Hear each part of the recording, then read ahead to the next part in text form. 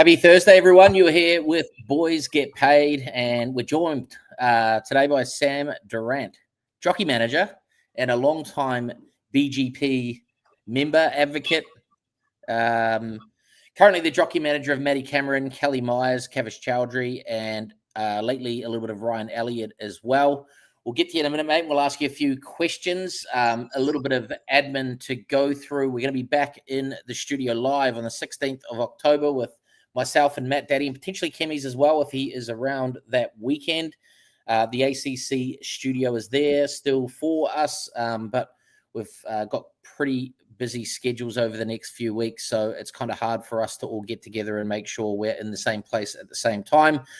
Let us know what your best bets are for this weekend, and if you've got any questions for Sammy as well, fire them into the chat, and we'll get to them at some stage and go through any of the questions that you have there as well. I think probably the first thing I wanted to just acknowledge from the week in racing was the passing of the great sire Wooten Bassett. A very interesting story. I was doing a little bit of research on this horse today. And had a pretty underwhelming start. Well, underwhelming. Underwhelming in terms of numbers that he got in his first crop.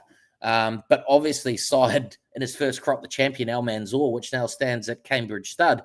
But I was going back and having a little bit of a look at this horse. 5 starts as a 2-year-old, unbeaten, and then sort of went off the rails a little bit as 3-year-old, and then got put into... put to stud. And then I think it was 17 when he was bought by Coolmore. So quite an old sire. But last season was $385,000 for a service fee in Australia and 300,000 euros up in Ireland. That's unbelievable. What a cracking stallion. Thoughts on Wooten Bassett, Sammy? Yeah, hey, Rackman, thanks for having me on. Hell of a stallion. Al Manzoor, he's starting to make some tracks here in New Zealand, and you just look at Al Riffa, the way he's going over in Ireland, and it's going to be an exciting little trip. Aussie Bloodstock going to be on over the next few months or so, leading up to the Melbourne Cup and Hong Kong, and sounds like Dubai as well. So, yeah, he's one hell of a Wooten Bassett going around, and yeah, there's plenty of good ones, and we're starting to see a few pop up in New Zealand too. Yeah, nice. I kind of get the feeling like there's more and more of them coming through, but I know he's probably served, pretty big books over the last couple of seasons or 2 or 3 seasons. So I think we'll start to see some of his progeny really start to explode, even though that, they're already doing, amazing things. I think we'll continue to see that over the years to come. Right, Sammy Durrant, mate, let's jump in and have a little bit of a chat about your story. So you got into racing at around 11 years old. Did you say you broke your leg or you injured yourself or something playing rugby and you needed to figure out something else to do? So you got into horse racing? Yeah, pretty much. I'll try and keep it as short as possible because anyone here watching that knows me, I'll spin a yarn. So we'll try and keep it as short and sweet as possible. When I was about 11 years old playing rugby, wasn't very good. They stuck me out on the wing and I got hit pretty hard one day and broke my ankle, and that put me out of rugby and in a cast for probably 6 to 8 weeks, and I was pretty bored. So just flicking through the channels as you do and stumbled across trackside and took a sort of a keen liking to the sport, and not so much the punting at that time as I was only 11, but really sort of fell in love with the sport, and Mum sort of noticed this and she said, I'll take you to my cousin's stables in Cambridge, her cousin being Chris Wood. So I went over there one day in the holidays, and I guess the rest is history from there. I fell in love and would follow him around at the races when he'd come to my local track in Tauranga, and I'd sort of hang around like a bad smell and met a lot of trainers and jockeys and just, loved it. Joined the Air Force when I was back in 2013, and a few years after that was, earning all right money and didn't have much to spend on, didn't have a girlfriend. So thought, why not jump into a share on a horse, and got a horse called Wooden Edge. He was not fashionably bred at all. I think his dad only side 2. He had fertility issues, and his mum only had only 1 or 2 as well, including him. So, it was sort of a real grassroots story. He had his first 3 races, won all 3. I thought, man, this game's easy. He'd won sort of, by the time he had his 12th start, he'd won. And yeah, I still thought this game was easy, and then it took him about another 30 starts to win another. But I had a hell of a lot of fun, met a whole lot of people, and yeah, from there it grew, and guess it led me down the path of BGP, which I can talk about now, or I can go through to managing. Whatever you think might be best there. Yeah, well, let's take it back a bit. When you first got into racing, do you remember any of the horses going around in those early stages, like maybe those sort of first few years? Are there some that stand out to you and you go, I remember that horse? That was an up horse. Yeah. It was yeah. I mean, these horses were champions. Much like the ones we have today, but Sea Change in particular. She stole my heart, probably my first love. Yeah, she was an amazing horse. I think she was champion sprinter miler, may even have been horse of the year. Just watching her battles with Darcy Brahma, yeah, was something pretty that sort of took me, and that sort of, I guess, got me super keen, and yeah, just followed them. But they're two in particular. There are a whole lot of war horses back then. Sir Slick, there weren't too many tougher than him. He pretty much turned up most weeks and won a few Group 1s, and yeah, they're just a few to name, but I could be here all night talking about that. So, but yeah, those would be probably the top three. Yeah, I think Mufasa was probably kicking around then as well, was he? Yeah, he was starting to go. I remember driving back from Auckland one day. We stopped off at a Lion Red pub on the way back to Tauranga, and I think it was just to use the toilet. And I remember watching, knowing that this horse Mufasa was going around. I think it was at Ruakaka, and he won quite well there. And I thought, this is not a bad 3-year-old. And yeah, sure enough, he was an amazing horse. Same sort of thing, I think. Champion sprinter miler, and yeah, his association with Sammy Spratt. Yeah, pretty awesome. It's yeah, those sort of stories. Yeah, just make me sort of the hairs stick up on my arms. Yeah, 100%. All right, maybe let's jump into the jockey then. We'll have a little bit of a chat about BGP and the BGP lads, Goat and Chemies, and a few of the other boys have sent me in some questions. So I'll fire them off to you afterwards. But jockey manager. So how did that first come about? Where you got asked or you approached someone? How did that all start? Yeah, well, I didn't even really know it was a thing. Probably until only 5, 6, 7 sort of years ago type thing.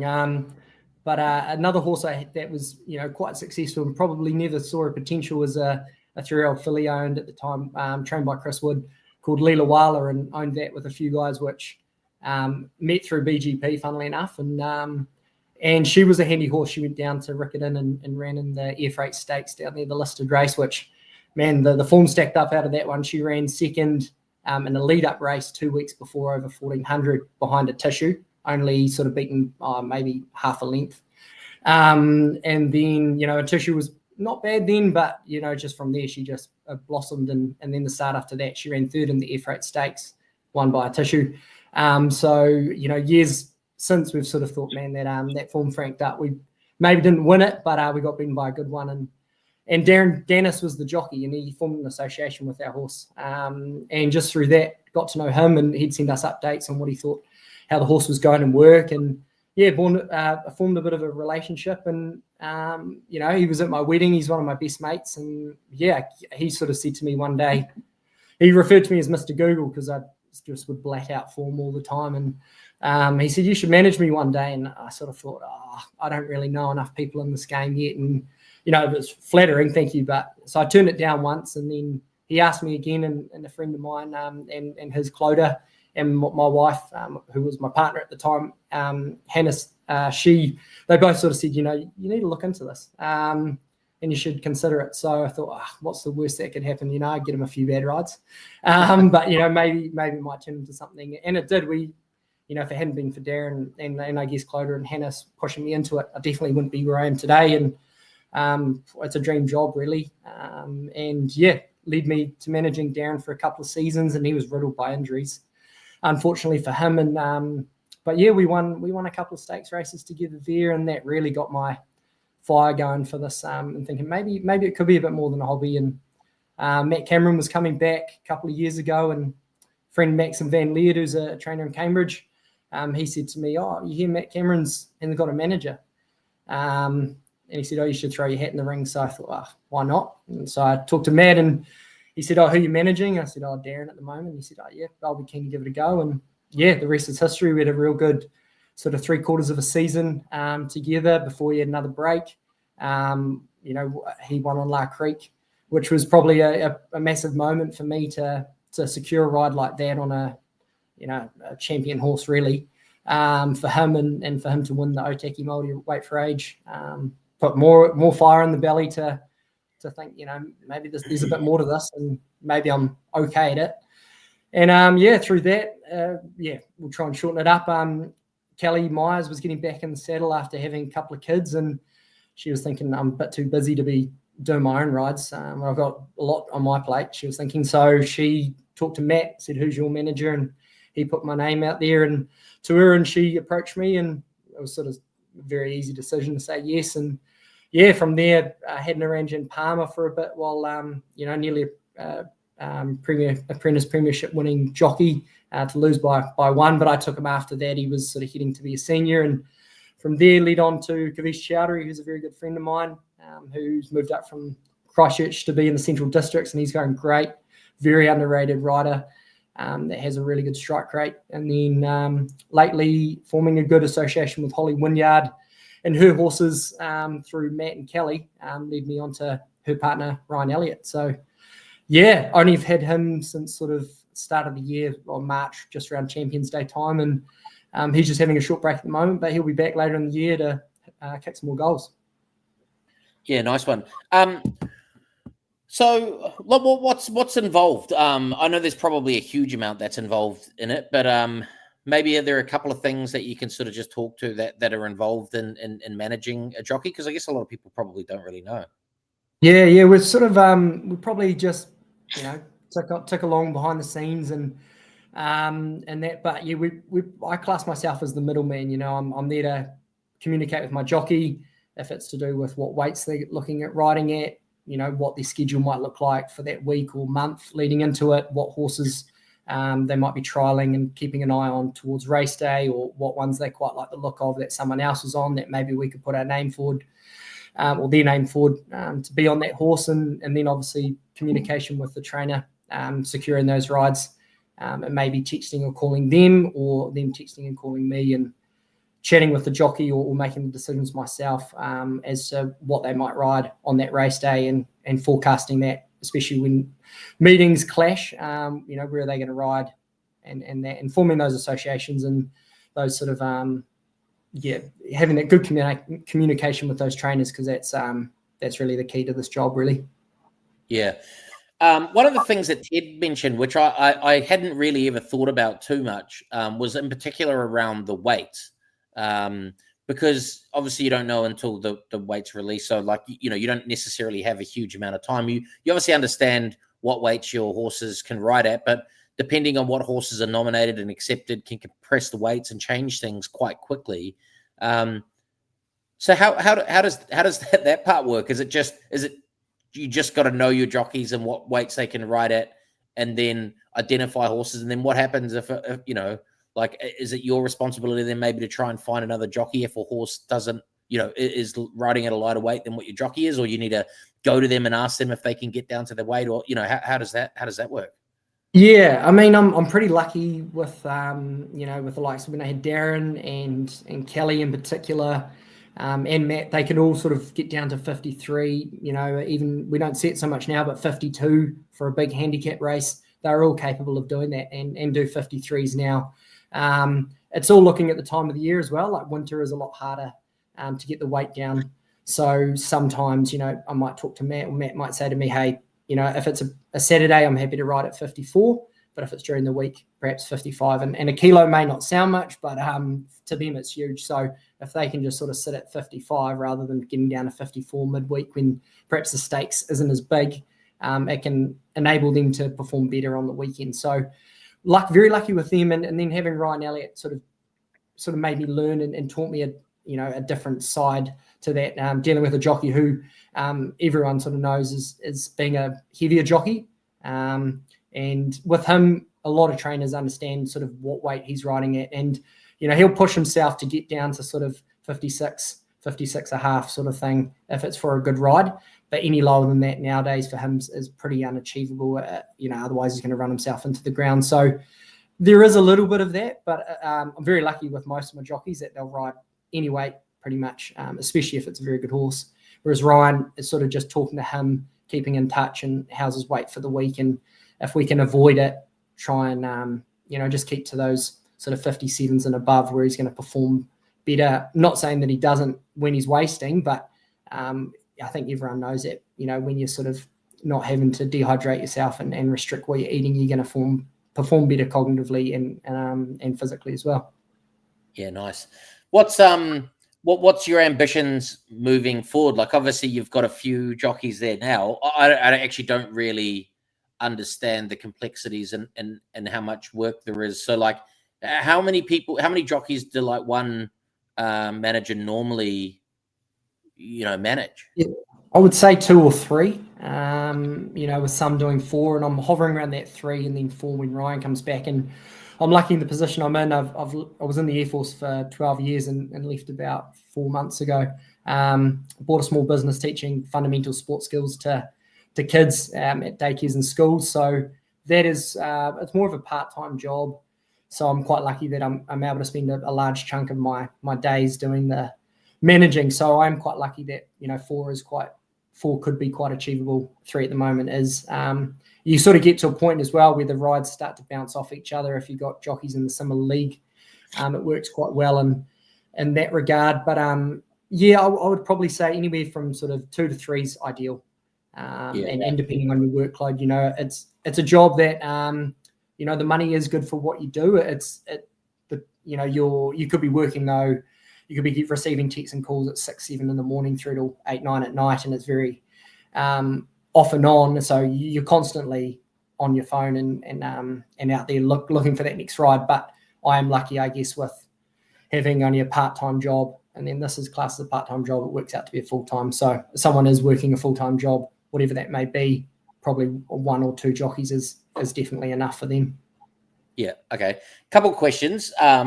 If out of all the horses that you've seen racing, even if there's any at the trials or anything like that, that you would love to get one of your jockeys on, is there one that you can go, I'd love for them to be riding that? Like looking at what's coming up over the next couple of seasons and. If you'd said to me that a couple of weeks ago, I would have said La Creek. I think she's an amazing horse, and Matt obviously winning a Group 1 on it. She means a lot to me as well, as I know him. But unfortunately with Michael getting injured a couple of weeks back, there was an opportunity, and I got straight in touch with Simon and Katrina and put Matt's name forward, and luckily it worked out, and he's on her this weekend, and she's going to be a good chance. But she's a pretty special horse, so I'd have to say her, but you can't go past Legato. The things that she can do, and I guess 3-year-old wise, Lollapalooza and Tajana. If I could get Matt or Kelly or Ryan or any of my riders on one of them, I'd be pretty happy. But those in particular, just off the top of my head, yeah. Yeah. And then what about a race? Like, is there any race that you could think of? Is there one that stands out to you that you go, like that's because different people, it doesn't necessarily have to be the, the richest like the Everest or anything like that. Like other races have sort of more sentimental, like, feelings than others. Is there anything that sticks out to you that you go, I love one of my jockeys to win that race? Yeah, I mean, like, geez, just to get them an opportunity in Australia would be pretty awesome if that's riding a New Zealand horse over there. So that's something on my bucket list to either have a horse that we go over for, or Michael McNabb's gone over there for one before, and he ended up picking up another ride from an Australian trainer winning a group race over there. So that'd be awesome. But in New Zealand, the Derby, the history around that would be quite awesome. And I guess now with the hype around the Kiwi, the money involved, there's no line that's going to probably change or make a hell of a lot of difference to the jockey. So that would be great to win, and just the hype around it with the Aussie horses and jockeys coming over. But Group 1 wise, it'd have to be the Derby, I think, or probably a Guineas race at 2,000 or 1,000 Guineas. Yeah, nice. Yeah, I tend to agree with you there. All right, before we jump into the BGP stuff, a couple of questions. Got one from the GOAT here. How much money were you up to win if Hayden Wild won gold last year?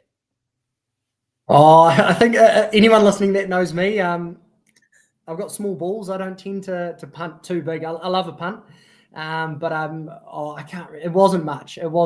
But I had a bit on. I think we the goat and I, we got Hayden to come to Tauranga Racecourse a few years ago, and just after he won bronze at Tokyo, and he brought his medal along, and we got him and went up to see George Simon, and he listened to a race up there, and we got him down, and he called a kids race on the grass, and so we've got a bit of association with him. We've got a small little chat, and Hayden's brother Hamish is in it, and he gives us a little bit of intel on how Hayden's going. But I wasn't up to win much, but it would have been nice if he got up. And we were messaging in this chat early, crowing it because he was winning, and it wasn't looking like he was going to be beaten. And I think his effort told in the last sort of would have been only 500 meters for Alex Yu to pass him. I'm a big triathlon fan, and it hurt, but it was a hell of a race, and good to see those boys going toe to toe. Nice one. Kimmy's wants to know how fast you can run up the Sky Tower.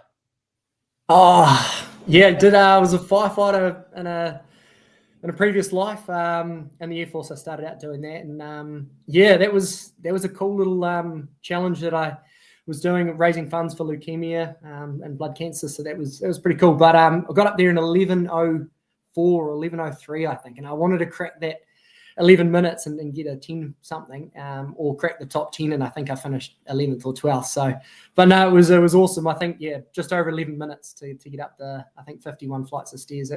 With all the firefighting kit on, you're pretty poked at the end. I'd probably do a triathlon any day over that. Nice one. Kimmy's also wants to know who's punching, you or your wife? Definitely me, 100%. 100%. She might even be listening to this now, but no, definitely myself. And then last one from the GOAT was, what was he doing when you ran into Matt Daddy at Omukaroa? Omukaroa. What was I doing? Yeah. I think I was going for a bike ride with my dad, and I had my daughter in the back, and I saw in the distance the BGP cap, and I thought that's a bit bizarre on the little peninsula and Tauranga of Omukaroa. But I said, "Are you Matt?" And he said, "Yeah." And then we sort of had a few words and ended up basically having this whole conversation, and then went off on my own way. And I realized, shit, my dad's standing next to me, and I hadn't even introduced him. I felt terrible, and I don't even think I introduced my daughter in the seat as well either. So I was a bit starstruck, and just forgot. Nice. He's a great bloke, Matt Daddy. He's on holiday. He is. I don't know if he is down in Tauranga, or he did tell me where he was going, but I can't remember. It might have been down to the Coromandel, somewhere. He was going away anyway for the week with his family. So shout out to Matt Daddy if you're watching, mate. I hope you backed that winner in the last at Geelong that I gave you. Right. So how did you get? How did you start? Well, obviously you're from CD BGP. That's pretty much where it came from, and particularly all the lads anyway from around those ways. So how did you first get introduced? Tell us your well, I'm a Tauranga boy. Went to Mount Maunganui College, and quite funny. I guess going back real quickly to how I got in, I didn't have any involvement in horse racing other than mum's cousin, and that wasn't until I was 11. So I wasn't brought up in it. He calls me a bit of a throwback in the family because his boys didn't have a lot to do with it. But funnily enough, his son Tom Wood now commentates and presents over in Hong Kong, if you've heard the name Tom Wood. And then Jonty, his son, is a teacher over there, and he does a lot. He's still quite involved actually. But I was a bit of a throwback, and born and bred in Tauranga, and funnily enough was with Jonty at the Tauranga races one day when Chris had some horses in, and he said, "Oh mate, you got to check this group I'm involved with. It's called Boys Get Paid, and this guy's tipped this $60-odd shot." And he said, "You wouldn't believe the race either." So he was standing around having a look on his phone, and the rest is history really. The horse was called Our Spice, was racing down at Hokitika, probably in its final couple of years of racing there, because they don't race there anymore. And down in the Dirty West, right-handed track, which is no more in the South Island, no other right-handed tracks in the South Island.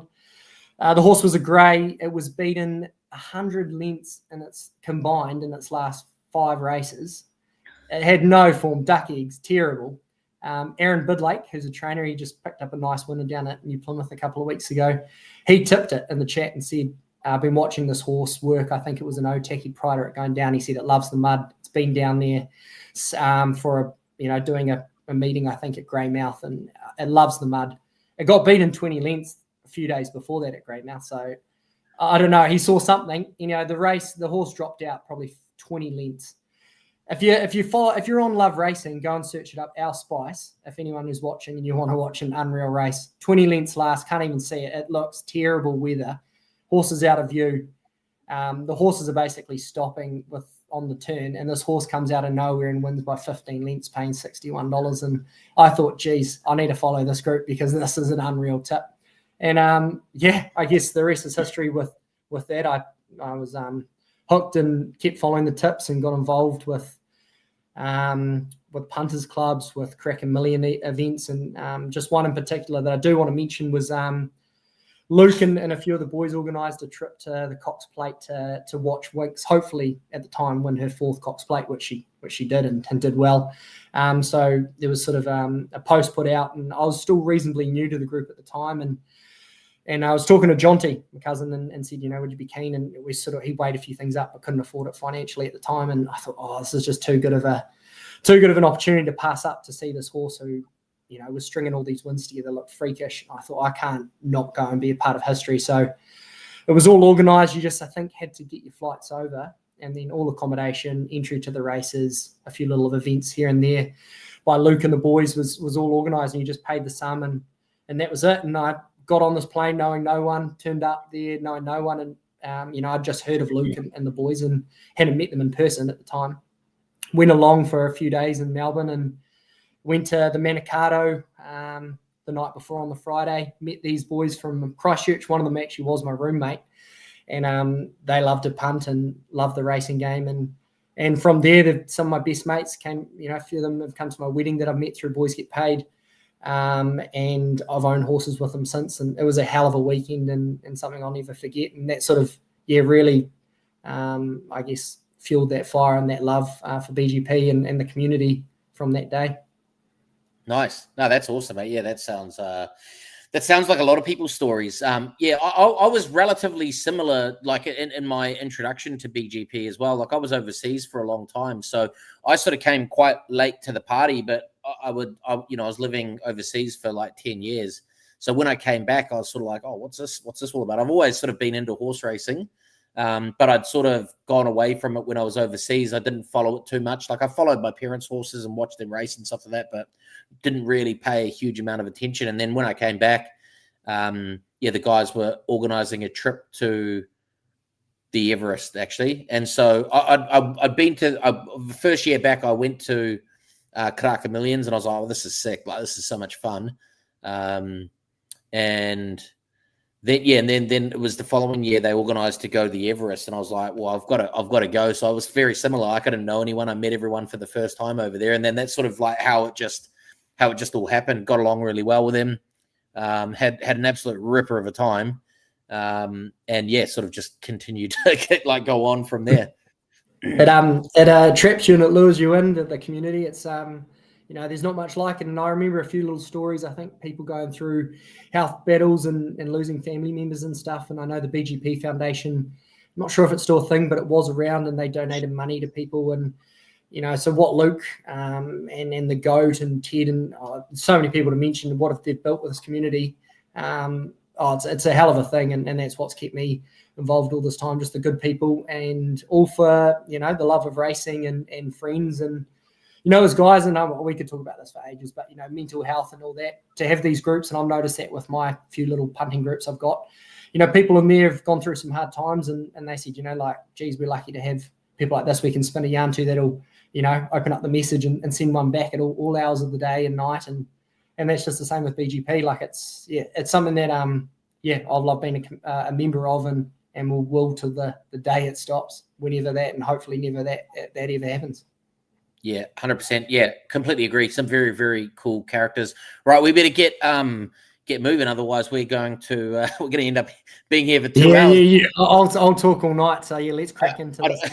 I don't mind, but I've got to get up at 4 a.m. tomorrow morning. I'm going to the Gold Coast, so I better stay up too late. Karaka Million tickets, talking about the Karaka Million tickets are on sale. We've actually already sold 25% of the tickets already. It's only September.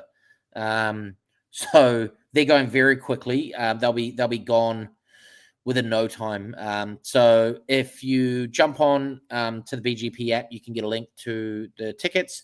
Pretty sure even if you just do a Google search for BGP Karaka Millions tickets, they come up the top anyway. So have a search for that. Grab your tickets. It's same as the last few years. $165. You get 4 beers and a meal. Rhino is also organizing a golf day for the Friday. And I'm going to sort out a room or somewhere for us to go to the harness on Friday night as well. So we'll have golf day on Friday. We can go to the harness after that and then kick on into the Karaka Million. So it can be a bit of a weekend thing, particularly for a lot of the people that are coming from Australia or down in the South Island or all over New Zealand. We'll have sort of activities for everyone to do throughout the whole thing. We've organised already the pre-event as well. It's going to be at Full Time Sports Bar. Did you come to Full Time last year? Yeah, it was a hell of a pre-party for what was a big day. That was awesome. I'll be there again for the weekend. Nice just one. got to pass it. Just got to run it past it. It's all good with the family. I've got a young family, but if I can be there, I'll be there. Yeah, 100%. And then also we're looking at doing a regional event as well, which is going to be on Sire's Produce Day. So yeah, the Sire's Produce and other breeders is back there as well. So there'll be 2 Group 1s. Hopefully, touch wood, the Awapuni track's going to be all good and we'll be able to go down there and absolutely rip into it for the weekend. And so we'll have some more details on that over the next few weeks, probably, because we're going to have to get stuck into that and organize that and probably get some tickets. But if you want to come along to the Karaka Millions, the tickets will 100% sell out. We've got 200 less tickets this year than we've had the last couple of years. It could be the last year that we ever have a Karaka Million in the same format that it currently is in. So if you want to come along and experience it, I think it's going to be a hell of a way to go out in style. Right, let's jump into a couple of races. We might not actually have time to go runner by runner, but we'll try our best. Let's go jump into the Hawke's Bay Guineas, Tarapa Race 6. And we'll just go sort of runner by runner, but we'll try not to delve too deep into each one. Otherwise, we will be here till 10 p.m. But we'll kick off with this one, Sammy. Landlock, Samantha Collett, and Cody Cole. Yeah, it was a good run last start. Cody's had a big opinion of this horse for a long time, and he was a very good 2-year-old.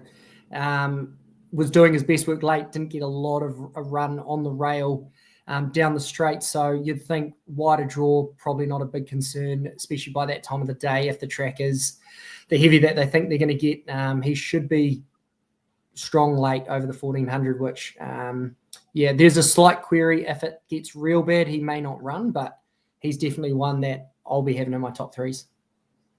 Yeah. I thought he was good late last start, and he does look like a horse that will get through the heavy. Obviously, he's already won on a heavy track before as well. It's going to be interesting by that time of the day because the rail is out. Is it out 3 meters? I think it's out 2 meters.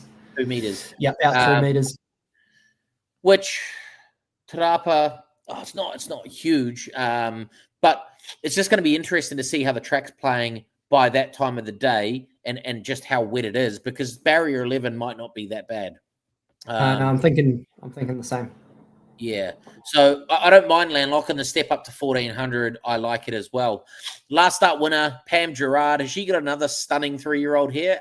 Affirmative Action. She had Savagely last year. Has she got another one?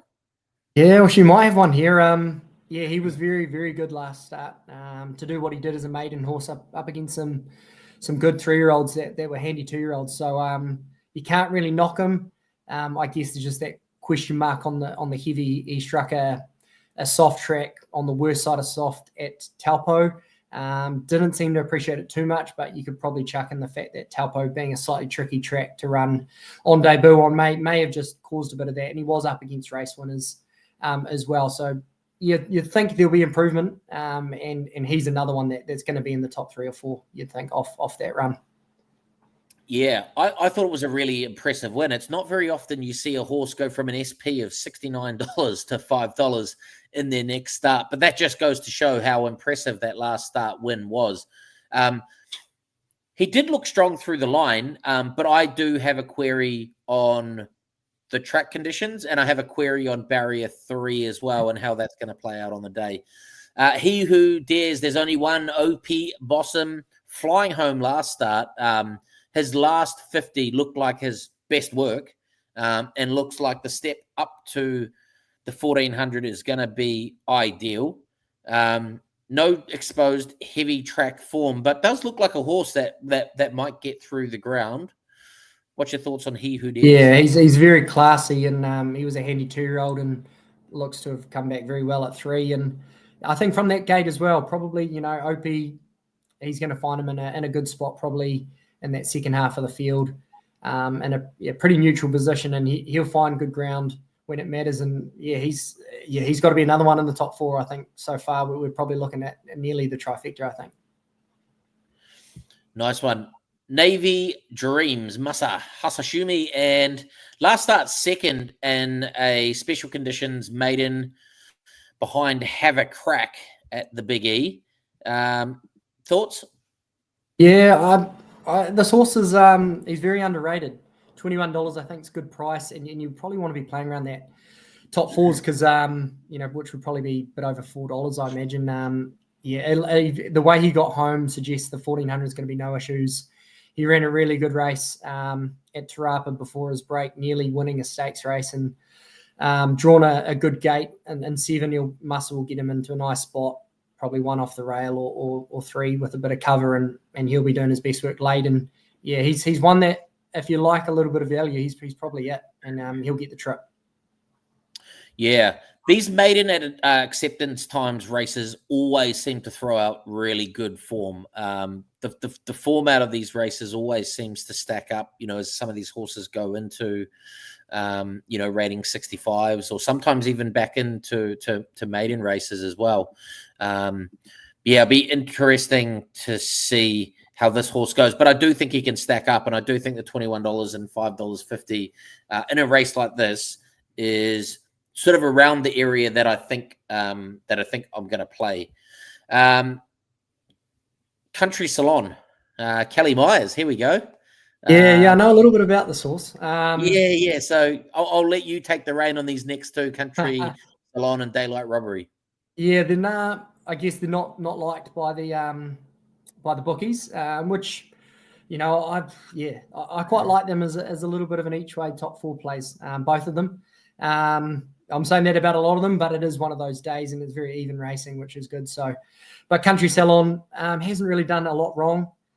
They've taken the blinkers off, and they're going to ride him a little bit more neutral and back, and just let him run on, which he trialled before that 5th and did very well. So that's the plan now. Blinkers off to do that.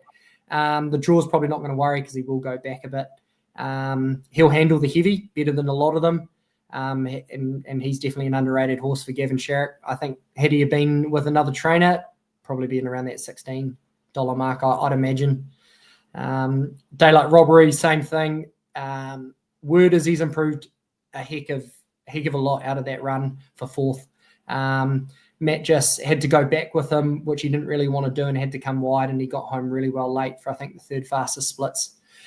Closing sectionals in that race, and the form's stacked up with Chermat winning quite well the other day, and Swiss Prince running 2nd. So the form's stacked up. Platinum Diamond seems like a serious filly, who won the race, and she heads down to Christchurch early for some stakes races. So good form around these horses in the Wanganui Guineas, and I'd be having a little play at each way or top 4s on Daylight Robbery in particular. Like, Matt's chosen this horse. And he told me straight after the race he wanted to stick with him. So we got offered a few in this race, and that's the one we've gone for. So have a little cheeky play. If you like value, or someone here likes value, each way, top 4, Daylight Robbery. Agree. Each way all day. Daylight Robbery, the performing on a heavy track tick, because it did perform, even though it only ran 4th last start. I thought it was a really good 4th, and it came wide around the corner, and particularly that last 50 or last sort of 80 meters, it did start to find the line quite nicely. And then, the form stacking up with Chermat coming out of that race as well is a big tick, because Chermat was impressive at Allesley as well. Geneva, Vinnie Colgan, Yeah. Sorry. Oh, that's all right, mate. I was just going to say, this horse looks like it's got a bit of promise. So I rate this horse. Backing up a week later is obviously an interesting move, but I think we had a little bit of a chat about this today. But being a colt, maybe it's going to respond well to this and perform really well. So, wouldn't be surprised to see this horse perform well. They've kept it safe in the market around the 12s and 360. But yeah, that at the same time as I say that backing it up might be a good thing, it also could be a negative as well. So that's a query to be interested to see how that works out. Sure, yeah. He's there's been a big sort of spruik about this horse after winning very well at Te Rapa. He obviously heads back there. Probably struck a heavy track, which would be my concern, or was on that sort of heavy side at Ruakaka, which is sand-based, and he's going to find something probably a little bit worse at Te Rapa. So that's my concern with him and that week back up. But he's a good colt and he's learning. Matt was really impressed with him on Saturday at Ellerslie, and he's starting to figure the horse out. Vinny's on this week, but yeah, I'd probably be more of a watch to see him, but he's starting to put it together. So, I wouldn't be surprised to put in a good performance. Nice one. Bulgari, I like this horse. Sam Weatherly and Darren and Briar Weatherly in training partnership, $11 and $3.40, gets barrier 2. I thought he was super impressive on debut. I thought he got a pass mark and was good enough first up this campaign. And he is the kind of horse that looks like he's going to handle the heavy track. And interesting to see Sam Weatherly talking about this horse earlier on trackside. And gee whiz, he was bullish. So he's filled me full of confidence. This is the one that I've picked out and the one that I think I'm going to back on an each way basis. And he's filled me with confidence. So I like Bulgari. Yeah, he looks a very nice horse. Obviously, I don't know what Sam's sort of riding at the moment. He's not long come back race riding. So for him to do 57, I imagine is not an easy task. So that probably indicates that he really likes this horse. Closed off massively from well back and was probably one of the runs of the race in the Sir Colin Meads. So, yeah, he'd have to be a big chance. I guess a slight question mark on the heavy track as a lot of these. But, yeah, I think at that price you'd have a little play. And he's going to know the horse better than most jockeys on their horses. So it's a big advantage. Nice one. Faultless, Craig, pay the Bills Grills. Yeah, I think this horse is paying overs as well. I mean, yeah, like I've said, you can say that about a lot of horses in here. So if there is one you like, have a go. But Faultless, I can't believe Affirmative Action, $5, I think, and then Faultless at 34s. The horse beat at home, fresh up. Did have a bit more ringcraft probably than Affirmative Action, but he's got the duck egg next to his name last start, but it wasn't a bad run. He had a wide gate, went forward over a mile, was a jump up from 1100 to the mile. So, but Peter and Sean, hell of a good trainers of 2 and 3 year olds in particular. They've had a lot of good horses. I think Craig being on is a massive advantage, and I know they think a lot of this horse. So, yeah, I think at that price, $1 each way or so, he'll be there, and he's one that's definitely been overlooked. I always smell a rat when you see, like one of our best jockeys on a horse like this. What's going on here? Like it's not very often you send Craig Grills on $34, $35 shots in any race. No disrespect to any of the other jockeys or anything like that, but he's one of our top jockeys, and typically he's at the pointy end of the market for a reason because people are chasing him. So when I see things like that, I sort of go, what's going on here? There's something. Yeah, I don't know. A plus A B equals fish. Yeah, it's definitely one that we might look back on and go, oh geez, we missed that. But yeah, I think at that price, yeah, he'll run well above. He'll run much better than that price, that's for sure. Jack Walker's just gone in the comments, said, "That's my dad. Hi, Dad." Oh, little Jack Walker, I've taught him all he knows. Quando, Andrew Forsman, Joe Doyle. Yeah, interesting here. I think it was a late sort of nom in the race with the way the track's looking. I know that they've sort of scratched it for wide draws, wet tracks leading up to his first race. And I think in the end, they thought we've just got to run the horse to get his prep underway. he won very impressively by nearly 4 lengths. With Craig on, real high knee action. It looks like he handles the heavy. I imagine that Craig was already pre-booked, so I wouldn't take too much of a line there on maybe what he's picked. I'm not entirely sure, but a good ride for Joe, and this horse will probably handle the track better than most. Maybe it's come up a bit soon, being his second start, but he's one that should cop the conditions and drawn a good enough gate, to get a bit of cover, but probably find a good part of the track come that race. Yeah. I pretty much agree with all of that. I think it's a good horse. I think it will handle the heavy track. Well, it's already proven that it can handle a heavy track. But I do just worry that, it might have all just come a little bit too soon for it, and might be better a little bit later into the prep, maybe even into the autumn. But good horses do good things, and you never know. You never know just how much a horse can improve from their first start to their second start. And this one might be one out of the box. Taylor Square, Lindsay Satherley. Yeah, probably reflects the price. It was good to get a win last start, and it won well in the same conditions as Kondo, but I think it's a little bit out of its depth here, and we probably can move along a bit quicker now with some of these ones down the bottom. No disrespect to them, but I don't think they'll be challenging these horses at the top.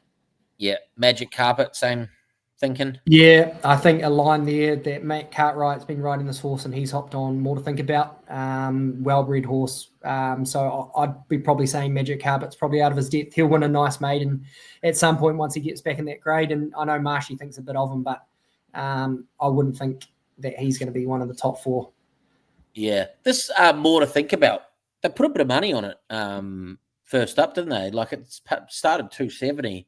And ran on pretty well from quite far back at Ruakaka to run second on a day, I think from memory, that day was a very, very leader biased day. Not many horses made ground from a long way back. And Ruakaka can be like that sometimes. So on a heavy 8 as well, I don't know, barrier 12.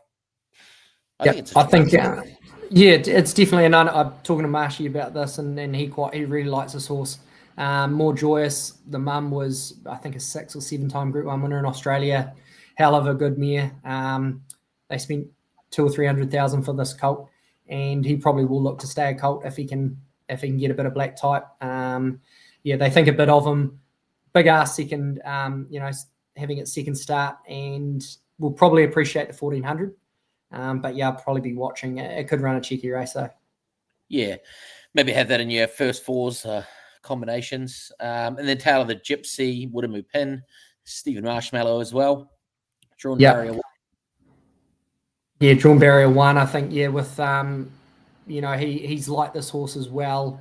She's been ridden a little bit upside down with some wide draws and stuff like that, but she gets gate 1, which could be a little bit of a negative come that time, but she's going to get a softer run than she's had. But I still think probably up against these colts and geldings might be a little bit out of her depth. Nice. All right. If you had to pick out one, who are you backing?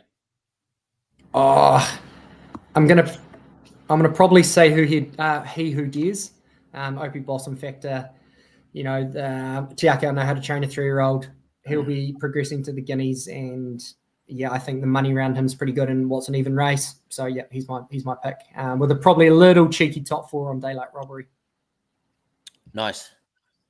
I'm gonna back Bulgari on a win top 4 basis. I'm just going to trust my eye and say that I think this is a pretty quality horse, and I think it can run a race, and I think it will be at least running top 4, but I think it can get over the top of them as well at a nice price. All right, mate. We've should we just pick a few in this in the group? So maybe we'll breeze through it. Yeah, I know we should have probably started the other way around, but hey, it is what it is. Maybe just give us your thoughts very quickly on the race as a whole, and let us know maybe who you think you're gonna back in this one. It's a stellar field, as it should be, and it's incredible, really. Just a real shame on what the track's going to be looking like, and probably that at best heavy 8, but it's probably going to be a 9 or a 10, which is unfortunate. But I think probably the winner's going to come. You'd have to probably say from Legato or La Creek. I do believe they're probably my 2 picks. Alvenstor's going to have to do a bit of work from that gate. probably not going to appreciate the heavy, as a lot of these won't. Probably looking at definitely Legato. There's a question mark about the track, but she has performed on heavy, I think, as a 3-year-old. It may even been as a 2-year-old. So I guess a bit of a question mark now as an older mare. But from that gate, Vinny's going to give her a nice run. She's built nicely towards this with a lot of exhibition gallops and the trials leading into it. And with that fresh up run, it was indicating she's going to have a good race back at Rapa, which she loves. Second up. Yeah, there's a lot of ticks in the boxes. Obviously, La Creek, unbiased opinion though, that's the horse that I think I wanted to get a jockey on, and it's worked out. But you can't knock her form, and she gives 150%, as Matt said on an interview recently, and he loves the horse, and he suits her very well, and I think he can give this a big shake. She should cop the heavy, but yeah, I guess there's always a question mark around that, but she's performed on close to that before, and she's just, you can't knock how hard she tries, and she's going to, probably burst her heart trying to get through those conditions, and she'll put up a hell of a performance. I think outside of those two, Tuxedo was a good run, and word from the camp is that he's come through that really well, and he'll cop the track, the heavy better than most, and he's won the Waikato Guineas at Te Rapa, so that's a big positive. I really do think, as a little cheeky top 4, maybe a same race multi with maybe Legato and La Creek would be Herbert. Talking to John Wheeler, Kelly does ride, but talking to John Wheeler, he's very happy with this horse. He thinks a lot of it. He had a horse called Poetic Prince that won a Cox Plate back in the 80s, and he says it's quite a similar horse to that. So take it as you wish, that comment, but he was very underdone in that first up race, just circumstances. He missed trials, and they were called off. They would change dates, and nothing went right. So he had to get the horse a run under the belt from a wide draw lead, and then only gave up, or only sort of lost it in the last 100, so knocked up. But he's come through it really well. He's had a jump out since.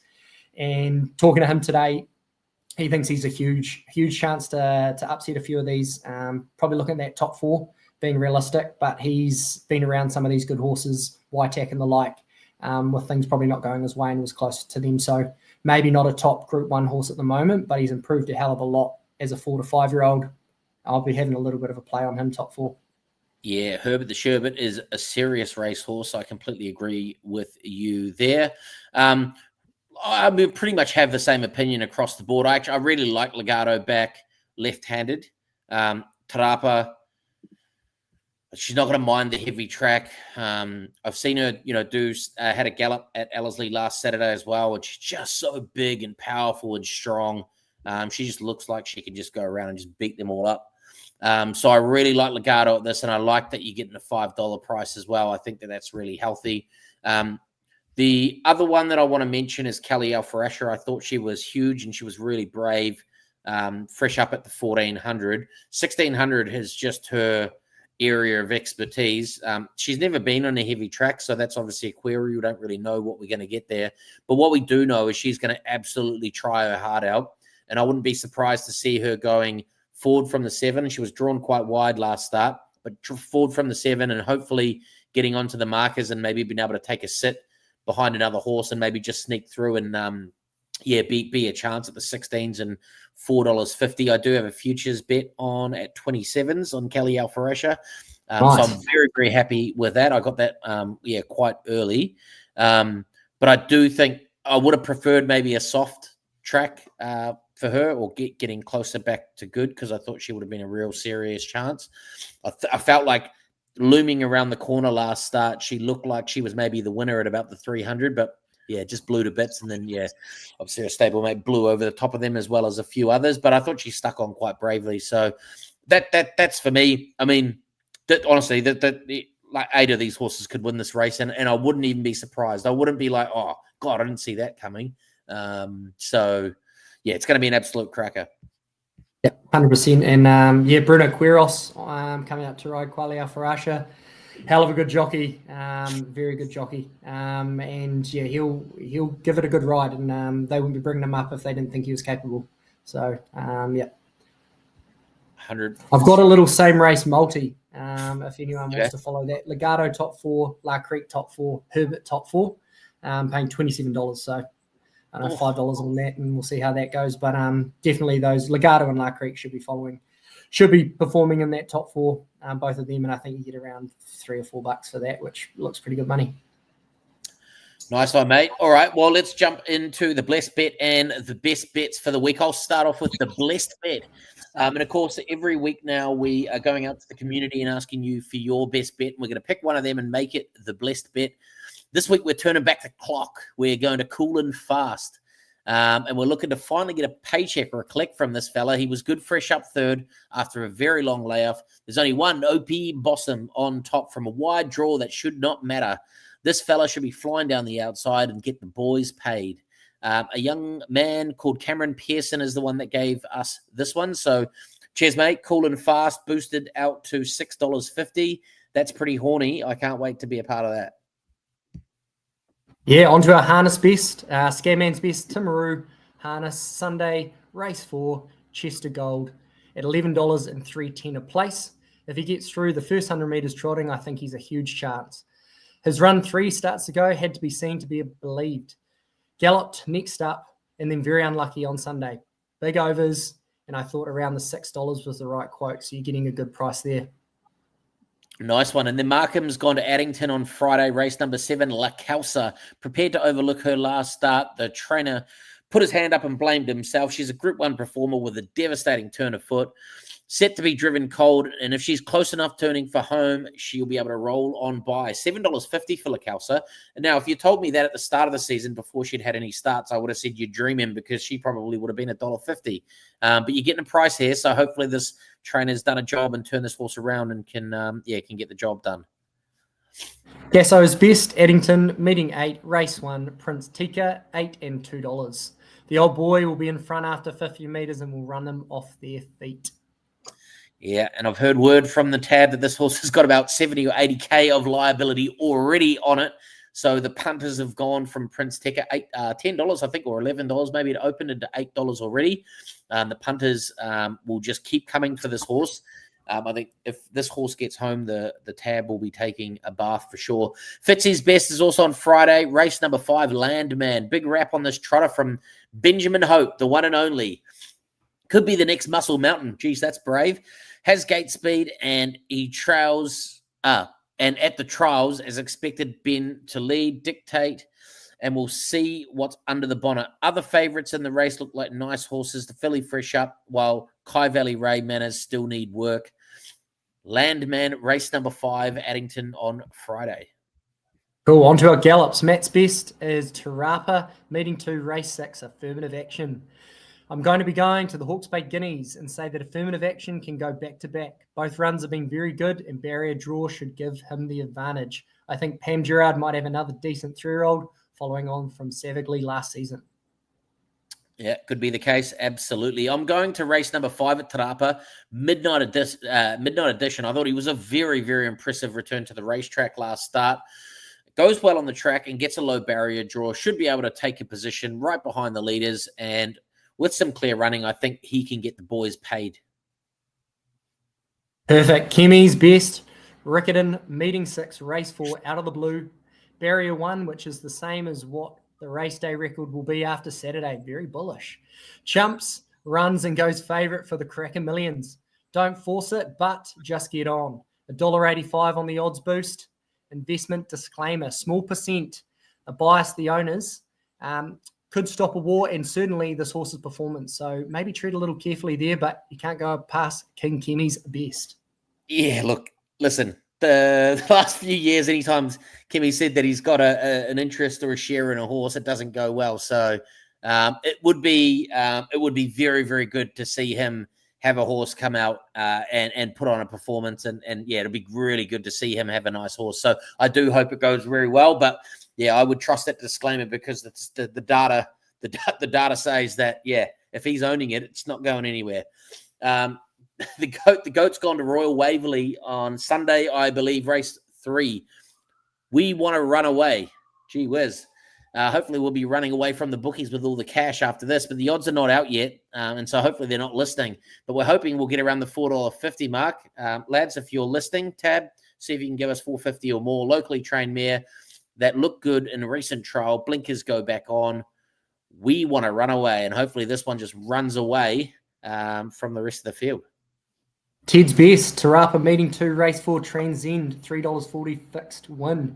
Amada is a best bet when she won at Ruakaka, and the form has been frank since, with the second horse Unrestrained finishing 4th in the Group 3 Sunline Vase behind Tijana last Saturday, and the 4th horse Oratea Beauty winning her next start. Drawn to get a nice run and can hopefully prove too strong in the run home. Talking about that Unrestrained, I tipped that out last week on the podcast at $41, and it was about $5 or $6 top 4, I think. So if you got a bit of that top 4 money, that is horny. I think it's a very, very good horse, Unrestrained. That was its second start. Its first start, I think it was at Ruakaka. I thought was very brave behind Transcend at $50 or $60 odd as well. So both its starts come out paying big prices, automatically whacked into $21 for the 1,000 guineas. I think this is an Oaks horse. The Oaks moving to February, I think, could be right up this horse's alley. So I'm gonna keep an eye out on this one. And when the futures markets come out for the Oaks, I'll be having a little bit on this horse, Unrestrained, for sure. Joel's Juice all the way from Australia, Rose Hill, race number 7, Firestorm, won 4 from 5 first up. J-Mac on board. Handy draw from barrier 5. Absolutely loves Rose Hill and should be flying down the outside to win. That's Firestorm, race number 7 at Rose Hill. Cool. And I guess I'll finish with mine. My best is in meeting 2, Tarapa, race 1, Astoria Brook. Drawn on nice gate in 4. Craig pays the Bills grills is on. Cody Cole looking for his first winner of the season. He's been going some very good races with his horses, and I think this horse will get him off to his first for the season, first of many, and she'll get the job done. Astoria Brook in race 1. Nice one, mate. Awesome. Hey, thanks for joining us, mate. It's been it's been an absolute ripper. I feel like we could have just gone and talked about all those races for days and days. So I reckon we if you've got some time later in the season, I think we have you on again if you're keen, man. Yeah, we'll see how many viewers we got, and if it was low numbers, maybe just give me the sack. But if people enjoyed it, leave a little comment, and I'll try and shorten it up a little bit, and we'll tick under that hour mark. We're about 3 minutes over. So, but thanks heaps for having me on, Rackman, and hopefully someone learned a thing or two about what maybe a jockey manager is, and if they're just getting involved in the community, it's a pretty special place, and hopefully they can get stuck in as well and have some good times ahead. Nice, mate. Awesome. Thanks for joining me. Cheers for joining us, guys. Remember, go get your BGP tickets from the BGP app. Follow all the best bets in the app as well, and we'll catch you in a couple of weeks. Cheers.